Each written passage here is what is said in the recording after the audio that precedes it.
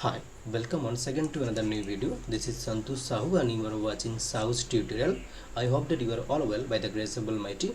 Here I am again with the mock test for the upcoming ASSAM Slet and MHSET. This is day 3.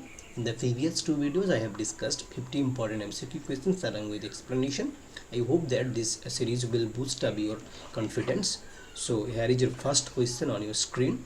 Let's get into the video. But before starting the session, I would like to request all of you, it is my humble request to all of you, please do subscribe my channel and stay tuned with my channel, that is Sahu's tutorial, and tap the bell icon to get more notification that I will upload in future. So here is your first question on your screen. Please do answer. So if you want me to make any video on particular topic, you can suggest me. You can write it down in the comment box. I will try to upload video on those topics. Okay. So here is your first question.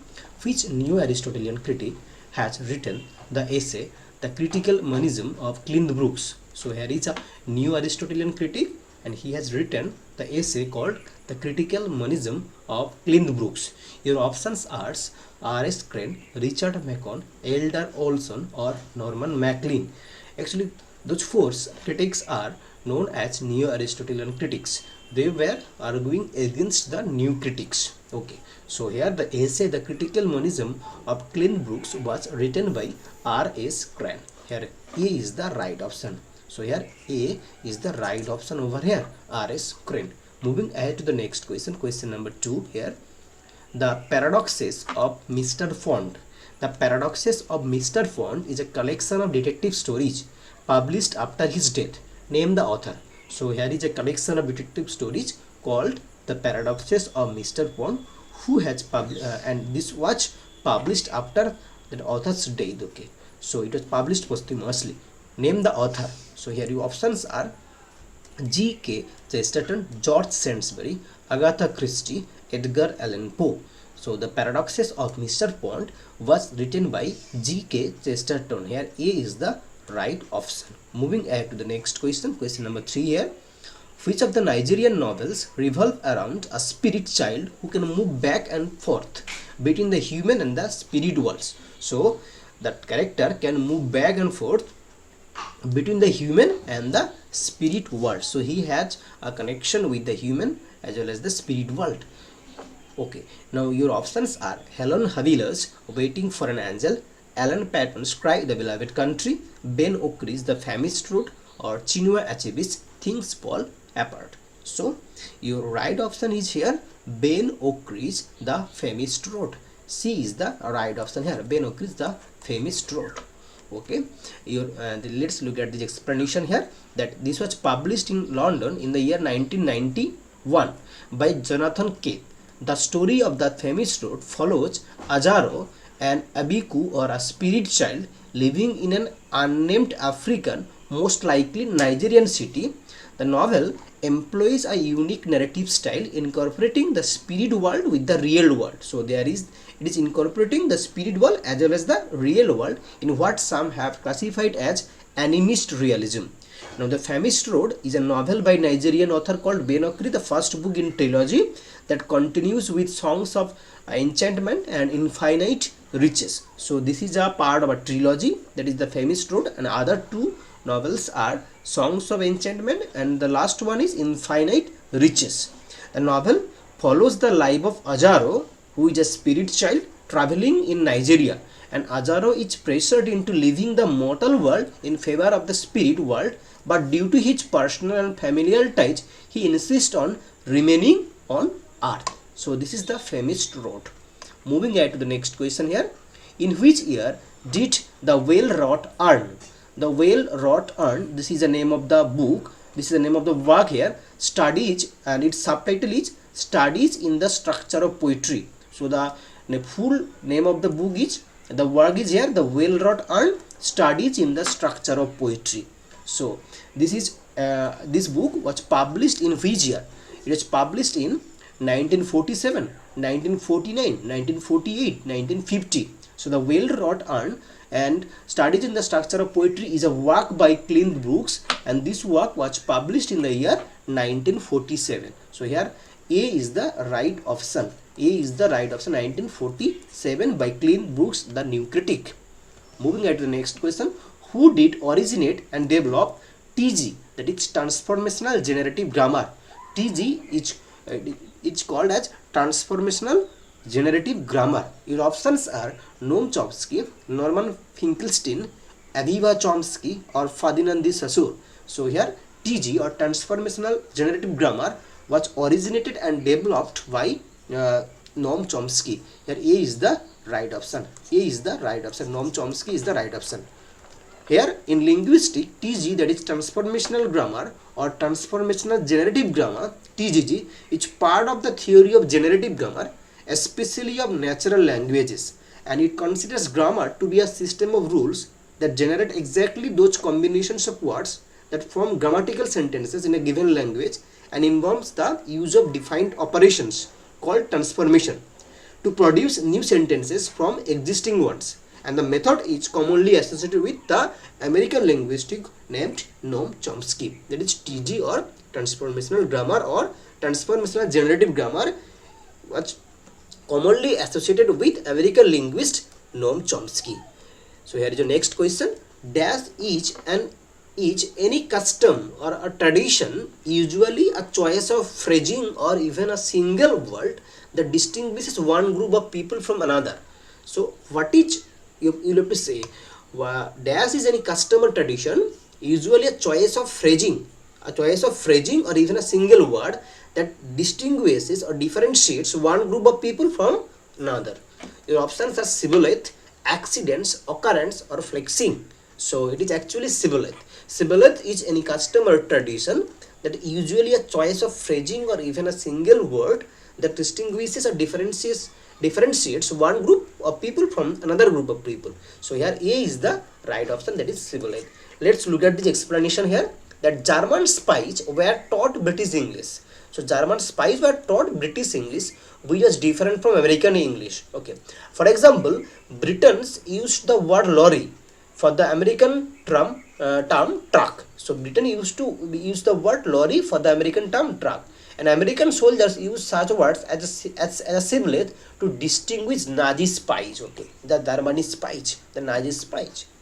Okay, who kills the religious, frantic, and violent patriarch who was very tyrant of the Achike family in Chimnand Adichie's Purple Hibiscus. Purple Hibiscus is a novel by Chimnand Adichie, Afro-American writer.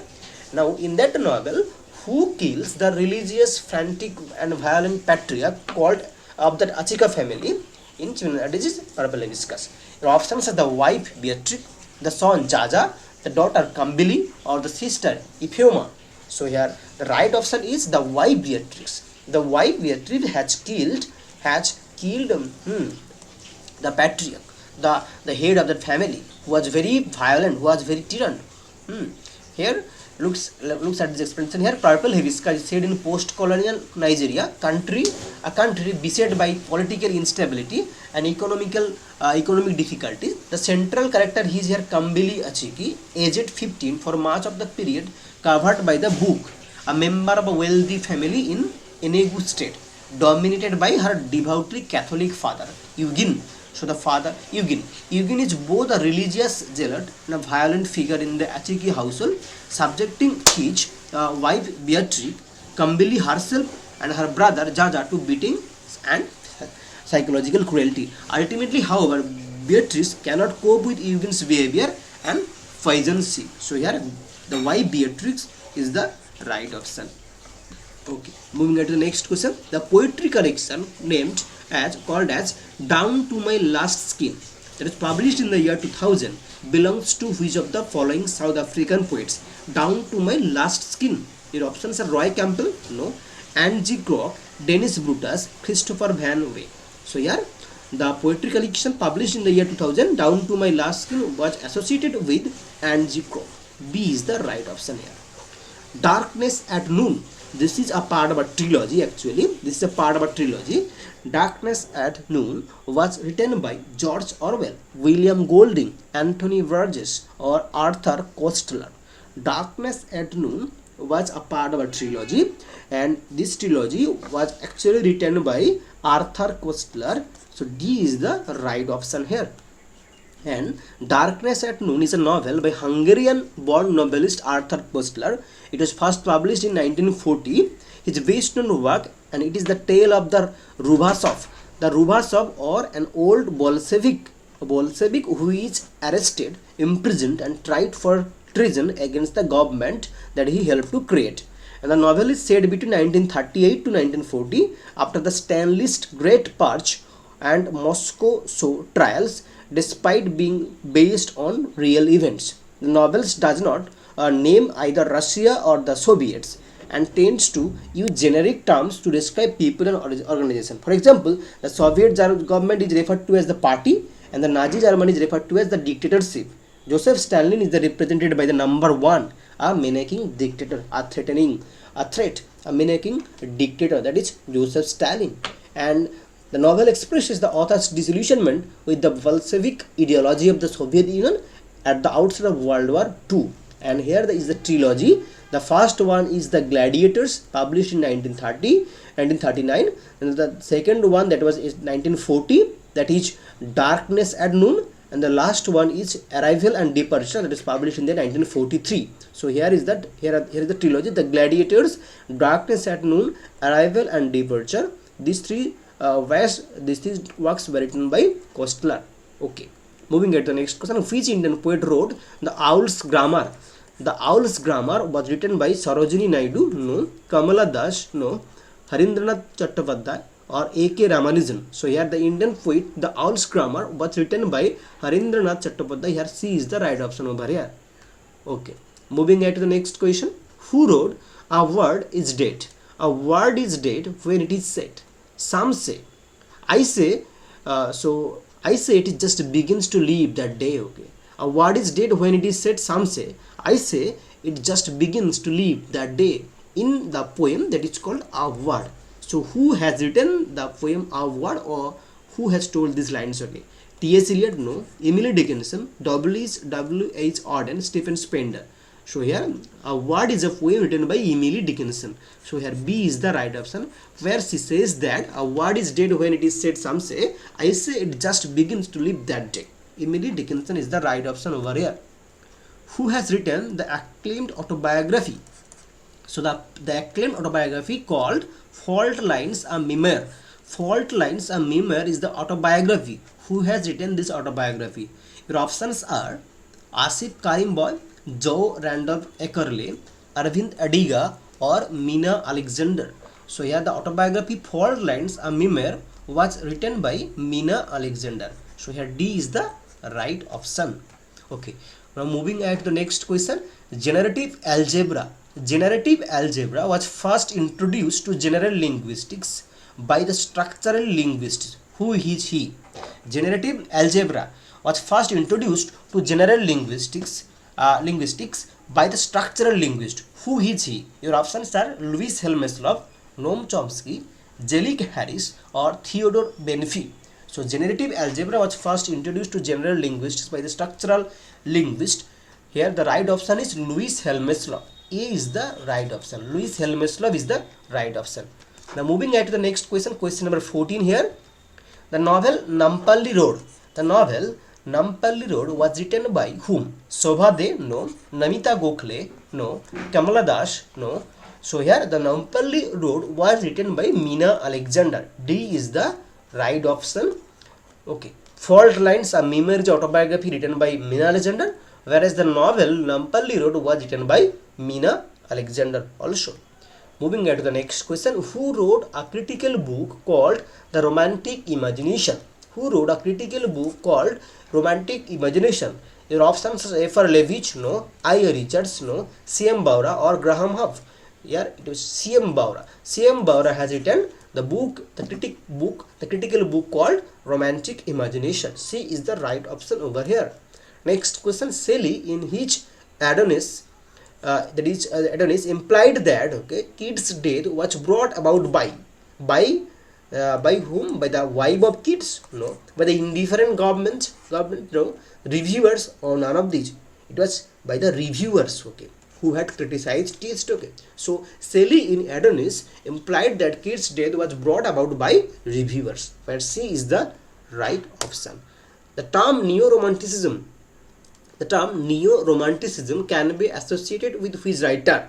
W.S. Warden, Ezra Pound, T.S. Eliot, Dylan Thomas. So the term neo-romanticism can be associated with Dylan Thomas. So here D is the right option.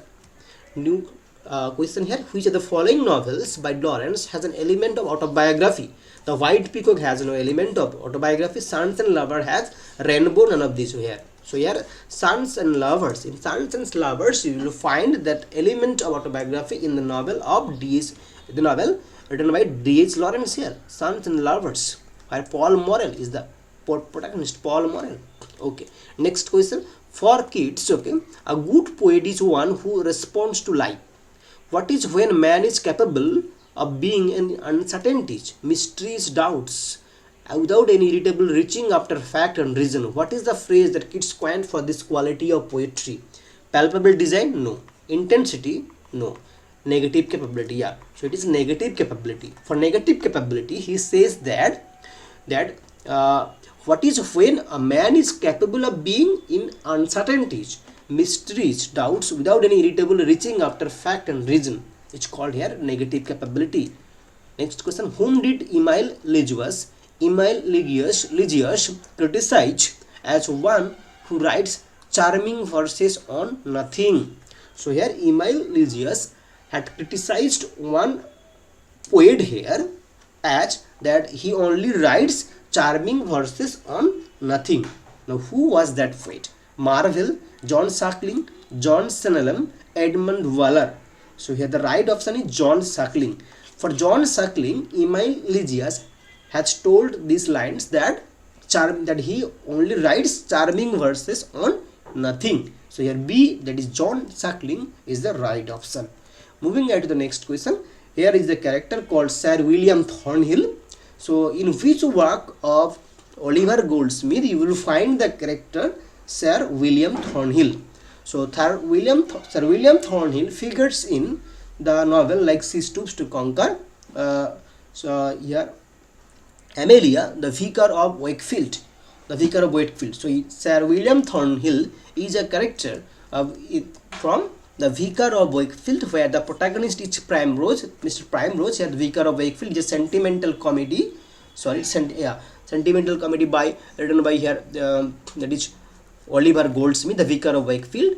And Sir William Thornhill is uncle to Squire Thornhill. He spends most of the novel disguised as Mr. Burchell. Initially introduced as a handsome and intelligent, though penniless young man, Mr. Burchell is eventually revealed to be a disguise behind which Sir William Thornhill hides. Through this disguise, he and Sophia fall in love and marry after he reveals his true identity. So yes, Sir William Thornhill is in the Vicar of Wakefield, written by Oliver Goldsmith. Okay. Moving on to the next question. The name Nelson Mandela's autobiography. So the autobiography of Nelson Mandela is The Bridge of Beyond, Long Walk to Freedom, The Long Song, or The Green Days by the River. So it was Long Walk to Freedom. Here B is the right option. Next question. The author of some versions of Pastoral is written by William Empson, J. E. Spingarn, I. A. Richards, Arthur B. Spingarn. So the author of some versions of Pastoral was written by the new critic William Empson. William Empson is the right option. A is the right option over here. Who could have written the following line that what a piece of work is man, how noble in reason, how infinite in faculty, in form and moving, how express and admirable in action, how like an angel in apprehension, how like a god, the beauty of the world, the paragon of animals, and yet to me what is the quintessence of dust. Okay. Now your options are Chaucer in the Canterbury Tales, Marlowe in Dr. Faustus, Shakespeare in Hamlet, Ben Jonson in Volpone. So this was actually told by this is the characteristics of a man. So here it is Shakespeare in Hamlet is the right option. In Hamlet these lines appear. So here C is the right option. Okay. John Ruskin praised Aurora Leigh, which is a verse novel. This question was asked in GATE exam here. This year, John Ruskin praised Aurora Leigh, which is a verse novel. Aurora Leigh was one of the options there. Okay, and John Ruskin praised Aurora Leigh, a verse novel, as the greatest poem in the English language. Who wrote this poem here, a verse novel here? Robert Browning, Elizabeth Barrett Browning, Christina Rossetti, None of these. So Aurora is the first novel written by Elizabeth Barrett Browning. B is the right option. In which year did Ibsen's Henrik Ibsen's A Doll's House was published or appeared? 1878, 1879, 1778, 1779. So it was in 1879. The B is the right option here. In the year 1879, Henrik Ibsen's A Doll's House appeared. 1879 is the right option. Who is often referred to as the father of realism? So here, who is often referred to as the father of realism? Your options is Henrik Ibsen, Emile Zola, Miguel de Cervantes, Augustin Berg. So the father of realism is Henrik Ibsen. So here A is the right option. A is the right option. Next question. Dr. Thomas Stockman is a character, the medical officer at the new municipal baths, and the protagonist of which work of Ibsen? So Dr. Thomas Stockman appeared in which work of Henrik Ibsen? Your options are Enemy of the People, Hedda Gabler, Doll's House, Ghost. So your right option is here, and Enemy of the People is the right option here. Next question. Who wrote Brand, a play which is a horse tragedy? So Henrik Ibsen, Emile Zola, Miguel de Cervantes, Augustin Berg. Brand, a play which is a horse tragedy written by the father of realism, that is called Henrik Ibsen, has written the Brand, the play Brand. Okay. In which book Noam Chomsky first introduced the world to transformational generative grammar, or TG? So Noam Chomsky has introduced the term, that is transformational generative grammar, but in which book he has introduced this term here? Syntactic structure, knowledge of language, aspects of the theory of syntax, or the minimalist program? So it was the syntactic structure. So here A is the right option here. That is the syntactic structure is the in that work. Okay, here Noam Chomsky has introduced the term, that is the transformational generative grammar, that is syntactic structure. A is the right option over here. Next question here. Constant grammar is a methodological paradigm for natural language processing, that is NLP. So CG, that is constant grammar, is a methodological paradigm for natural language processing, that is for NLP. Now who has launched this CG, that is constant grammar? Your options are Fred Carlson, Norman Finkelstein, and Aviva Chomsky, Ferdinand de Saussure. So here constant grammar is a methodological paradigm for natural language processing. It is launched by Fred Carlson. A is the right option. A is the right option. Fred Carlson is the right option. Next question. Who wrote the autobiographical novel The Son of a Servant? It is autobiographical. So here it is autobiographical novel, The Son of a Servant. Your options are Augustin Berg, Henrik Ibsen, Emile Zola, Miguel de Cervantes. So here The Son of a Servant was an autobiographical novel written by Augustin Berg. Augustin Berg is the right option. Moving on to the next question. Rather than fixed quality or essence,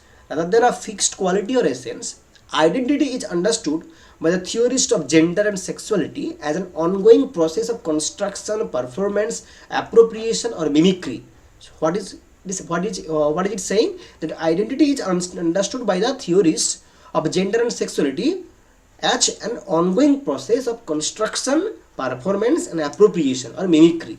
And this perspective strongly influenced by Michel Foucault's theories of sexuality, and it came to be known as gender binary, social constructionism, subjectivity, or none of these. So it is later known as social constructionism. Social constructionism. Okay. Next question. Moving on to the next question. F.R. Leavis and Q.D. Leavis, they launched a critical journal. So F.R. Leavis and Q.D. Leavis had launched a critical journal which was devoted to the moral centrality of the English studies, and named the journal the English Historical Review, the Criterion, Scrutiny, or Edinburgh Review. So here F.R. Leavis and Q.D. Leavis are associated with the journal called the Scrutiny. So here C is the right, 3 is the right option. Scrutiny is the right option here. The preeminent evaluative criterion of F.R. Leavis, the Great Tradition. What was the preeminent evaluative criterion of F.R. Leavis, the Great Tradition? The Great Tradition, this work was published in the year 1948. Written by F.R. Leavis, and its preeminent evaluative criterion was Moral purpose, sublime subject matter, reader response to the truth through life. It was a moral purpose. So here A is the right option. Moral purpose. Published in the 1948, F.R. Lewis, the magnum opus, that is the Great Tradition. Okay. The White Tiger by Arvind Adiga. This was the Booker Prize winning novel here. The White Tiger, Balaram Halwai is the main protagonist here. The White Tiger by Arvind Adiga was published in which year? 2008, 10, 9, 11. So White Tiger was published in the year 2008. 2008, okay, in the year 2008, The White Tiger by Arvind Adiga. Who wrote The Last Man in Tower? The Last Man in Tower is a novel written by Khwaja Ahmed Abbas, Asif Karim Boy, Joe Randolph Eckerle, Arvind Adiga. So this novel, that is Last Man in Tower, was also written by Arvind Adiga. Here D is the right option. Moving on to the next question. A Lover and a Wanderer, Petalic Love Times. These were written by whom? A Lover and a Wanderer, published in the year 1980, whereas Petalic Love Times was published in the year 1988. And these two works were written by whom? Your options are Syed Amiruddin, Joe Randolph Eckerle, Arvind Adiga, and Ahmad Ali. So it was actually written by Syed Amiruddin. Syed Amiruddin has written A Lover and a Wanderer, Petalic Love Times. Okay. A is the right option. Next question. Which Indian novelist had forged friendship with the members of the Bloomsbury group? So, which Indian novelist had a connection, had a friendship with the Bloomsbury group? Your options are Mulkraj Anand, Raja Rao, Arkindran, Arvind Adiga. So, the right option is over here is A. Mulkraj Anand. Mulkraj Anand is the right option. One humble request to all of you, please do subscribe my channel, South Tutorial, and keep supporting by subscribing my channel. Okay. So here is the question number 14. Twilight in Delhi. Twilight in Delhi was written by Asif Karim Boy, Joe Randolph Eckerle, Arvind Adiga, or Ahmed Ali. Twilight in Delhi. This is the first novel written by Ahmed Ali. So here D is the right option. Twilight in Delhi is the novel written by Ahmed Ali. D is the right option. Okay, and there need no ghost, my lord, come from the grave to tell us. There need no ghost, my lord, come from the grave to tell us this. Are from Shakespeare's which play? Hamlet, Othello, King Lear, Tempest. So this line appeared in the in Shakespeare's Hamlet. In Shakespeare's Hamlet, where these line were actually spoken by Horatio. Horatio had spoken this line. So this line appeared in Shakespeare's Hamlet. Hamlet is the right option. Question number 42. Which uncompleted poem by Marlowe was completed by George Chapman? So Marlowe's poem was incomplete and it was completed by George Chapman. Which poem was that? It's poem. Dr. Foster's, it is a tragedy here. Hero and Leander, Tamburlaine, Geomancy. These are all, but Hero and Leander is a poem. Here, Hero and Leander is the unfinished or the incomplete poem that was completed by George Chapman. B is the right option. For oft, when on my couch I lie, in vacant or in pensive mood, they flash upon the inward eye, which is the bliss of solitude. Are from which poem by Wordsworth? Lines, Solitary Reaper, Tintern Abbey, or Daffodils. So these lines were actually from the poem that is Daffodils. Okay, I had read that poem, okay, in my class 11. So when I was when I was reading in class 11, okay, at that time, okay, I had read that poem Daffodils. It was in my syllabus. So Daffodils. So I can remember that days.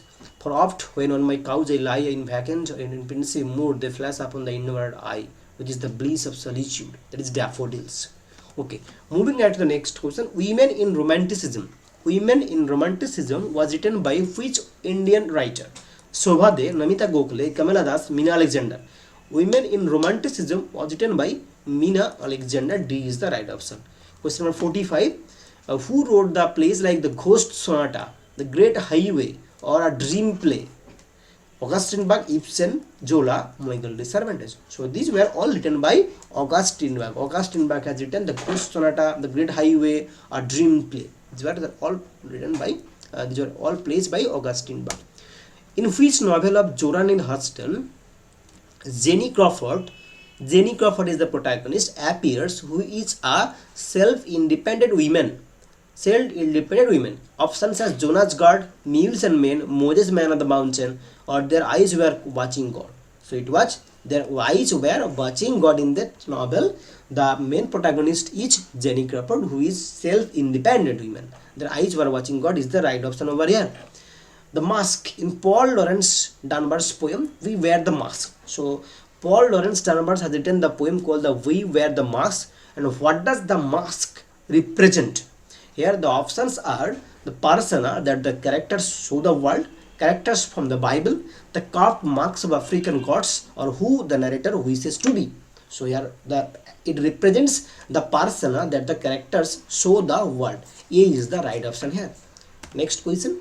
Who wrote Uncle Tom's Cabin indictment, which was an indictment of slavery? Harriet Beecher Stowe, Frederick Douglass, Richard Wright, Phyllis Wheatley. So here it was written by Harriet Beecher Stowe has written Uncle Tom's Cabin is the right option. A is the right option here. Question number 49. Who is the protagonist of Faiswan's MP's novel, that is Welcome to Faiswan's MP's novel Welcome to Our Hillbrow? Welcome to Hillbrow's, who is the protagonist here? Lerato, Refaili or Sammy or Refenji. So here the protagonist is Refenji. That is MP's Welcome to Our Hillbrow. In that novel, the protagonist here is Refenji. D is the right option. Let's look at this explanation here.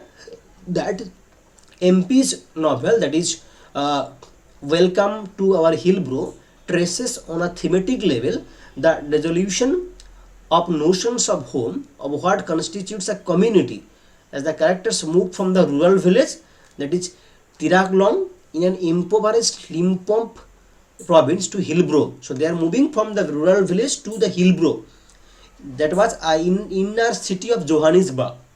And this novel follows two main characters. One is Refentis, who comes to the city to study and settles in Hillbrow, becoming a sensitive observer of the community, whereas his lover is Refalvi, his childhood friend and a former girlfriend.